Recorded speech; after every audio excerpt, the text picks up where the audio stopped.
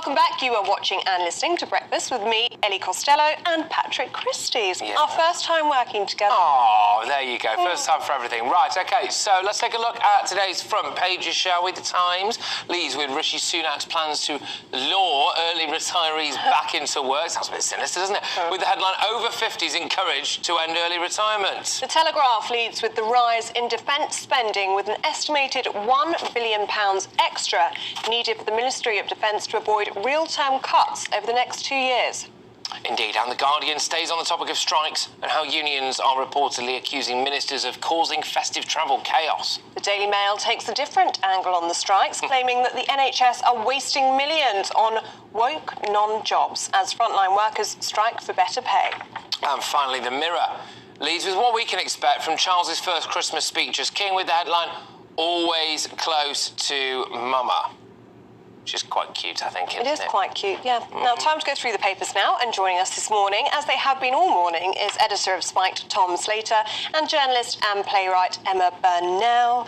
Tom, let's start with you, shall we? And this, yeah, as Patrick said, quite a sinister headline in the eye. Luring in, yeah, Sunak luring the public in. Tell us a bit more about this. Yeah, will it work is the question. But between January and March, he wants to plan a policy blitz to try and change the mood music, to try and show that he can deliver on the issues that matter to people.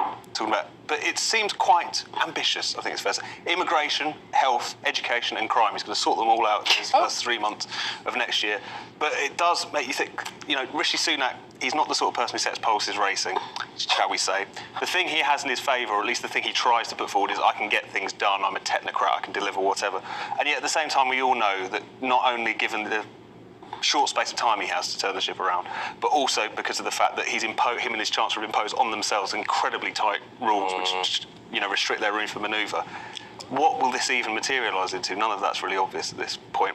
So I don't think the luring is going to work, is the short answer. No, and it does seem to be an odd one, you know, the policy blitz. Some of the things that he said he's going to do, I mean, there was one that he did about clearing the asylum backlog, and he basically gave himself until pretty much this time next year to do that. In order to do that, presumably, would have to bring in a variety of different laws, change a lot of rules, bring in some kind of task force in the Channel. All of that to do in a year, to me, just didn't seem likely. I wonder if he's already kind of signed his own resignation letter a year from now. Yeah, I mean, first of all, whoever is briefing the various papers on behalf of Rishi Sunak is far too fond of the word lure, clearly. But yeah, I mean, he seems to be setting himself up for ever larger falls, I think. You know, he could have just said, I've steadied the ship, let's not have change for change's sake, we're now in a more steady position. If I'd been advising him, that's what I would have sold it on, rather than I am going to solve every single crisis under the sun that we are clearly going through at the moment, and I'm going to do it by the time of the next election. Voters are fed up with being given unrealistic promises. And then excuses.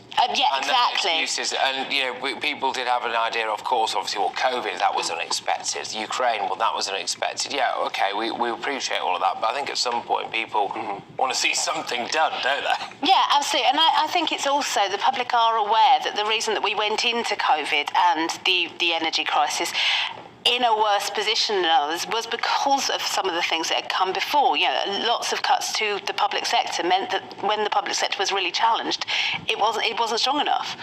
Emma, let's stick with you, shall we? And banks closing, that's in the Mail. Yeah, something like 5,000 branches of banks and building societies have closed over the last, I think, 7 years, according to which, the consumer organisation.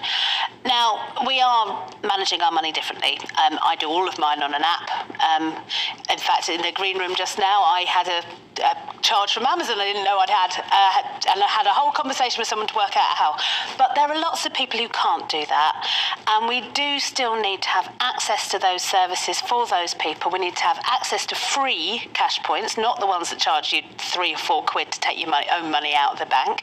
And that is what's worrying about these closures of bank branches, particularly in very rural areas. If you haven't got access to those services and you're an older person, you're not au fait with the apps, it's really very, very worrying.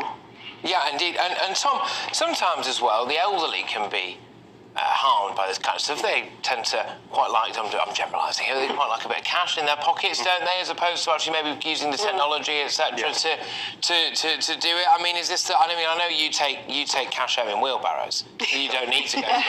Usually from Qatar or something. Yeah, you don't need to go to a bank or anything like that. But potentially, it could harm the elderly. Oh no, definitely. I mean, whenever you see the kind of high street bank opening of a morning, it's always the kind of older customers who are going in there to sort things out.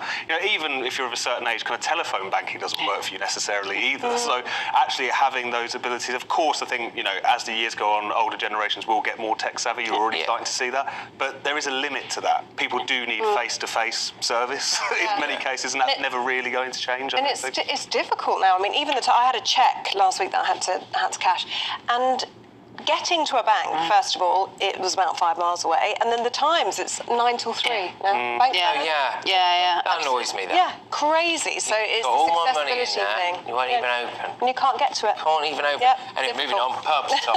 Yes, so more... They're closing too, aren't they? They're closing as well, so more than 32 pubs a month have disappeared this year amid rocketing energy bills and staffing pressures. So I think the story here is important to remember that pubs have been being hammered for quite a long time anyway, really ever since the smoking ban came in particular. That became very difficult for pubs which didn't serve food, which often meant in more working class areas you saw a lot of pubs, wet-led as they said, closing up.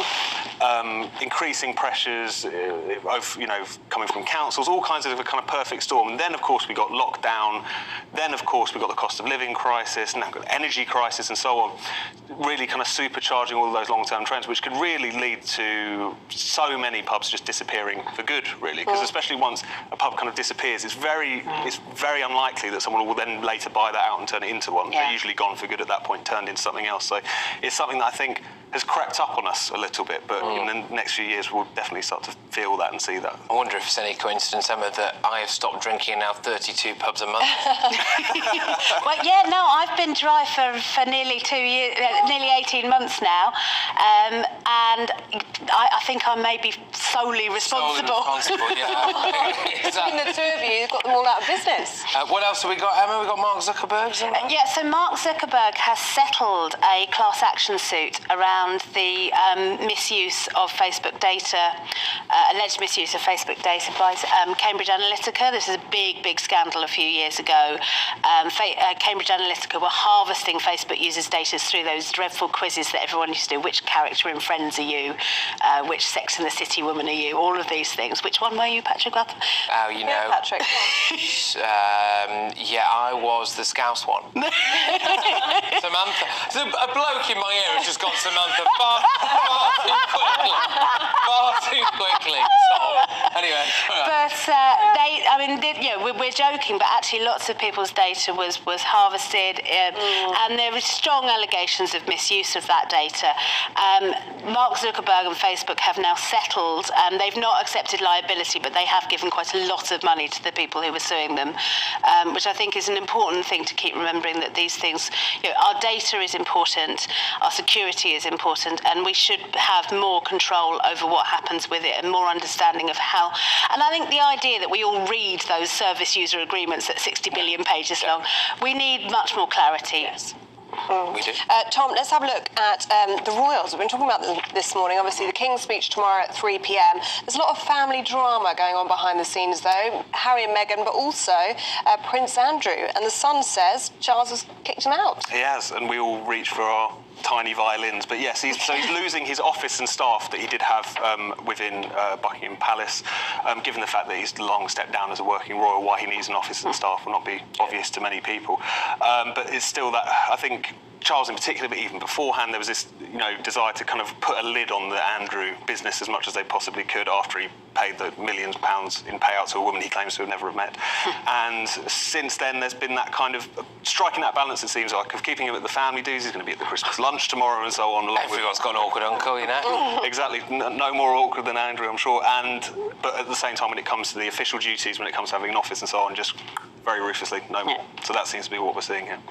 Fair play, I think many people would say. Emma, I think we've got time, just a quick word on Matt Hancock. Book sales that haven't done too well, no? Matt Hancock has stormed the book charts at number 191. Not exactly exactly what his publishers were expecting or hoping for following his jungle experience. Turns out we'd rather see him eat insects than read his nonsense. I'm glad you said insects. You go with that for a second now. There we go. Well, thank you very much, both of you. Yes. I must say, another solid paper review. Very good. Emma Burnell, journalist and playwright, and Tom Slater, editor of Spikes. Thank you Very much. Thank you.